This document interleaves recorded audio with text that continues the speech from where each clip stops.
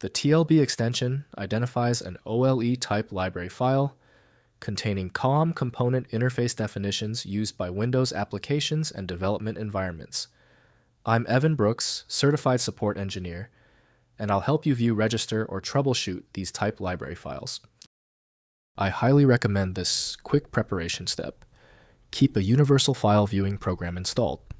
It's a lifesaver for bypassing minor TLB corruption, and I'll detail the best one shortly. TLB files are OLE type library files that describe COM component object model, interfaces, classes, methods, properties, and enumerations. They enable development tools and scripting languages to understand and interact with COM components through early binding and IntelliSense.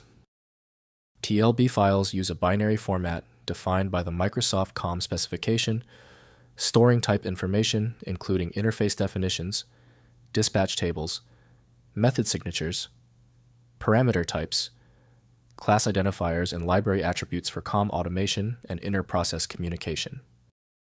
An essential utility for interacting with TLB is recognized as Microsoft Visual Studio by Microsoft Corporation. Windows might mistakenly flag the file as corrupt without specialized context. Windows displays the script but doesn't run it. Execution must be performed by a runtime tool. The first action is to find a compatible app. Right-click your TLB file and click Open with, Test Microsoft Visual Studio if available. If it is unavailable, choose another program. We need to find the specific decoder. If your TLB file will not open yet, do not panic. Don't be confused by the error message. Here are the 3 most common technical reasons your TLB file is not opening. First, viewing the type library. Open the TLB file using the OLE.com Object Viewer OLEView XC, included with Visual Studio or the Windows SDK.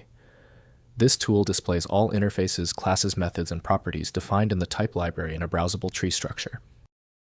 Next, registering the library. Register the TLB file in the Windows registry using the command rectlib12xe filename.tlb from a developer command prompt. This makes the type library available to development environments and scripting hosts for early binding reference to COM components. Finally, using in Visual Studio. In Visual Studio, add a reference to the TLB file by selecting Project, then Add Reference, then Browse, and selecting the TLB file. Visual Studio generates an interop assembly, enabling strongly typed access to the COM component interfaces from manage.NET code. If compatibility checks failed, it is likely because the file extension name is shared by different developers for unrelated formats, causing your PC to use the wrong reading language. You may find success with a solution built on independent file logic that aims to read the file header at the byte level to identify the format, regardless of its current label. When you still fail to open the file, you've hit a genuine format barrier. Your solution is a dedicated tool like FileMagick, which uses advanced inspection techniques to access files that stump common applications. Download it at filemagick.com. Did the fix work for you? Leave a quick comment below and be sure to subscribe so you catch the next video.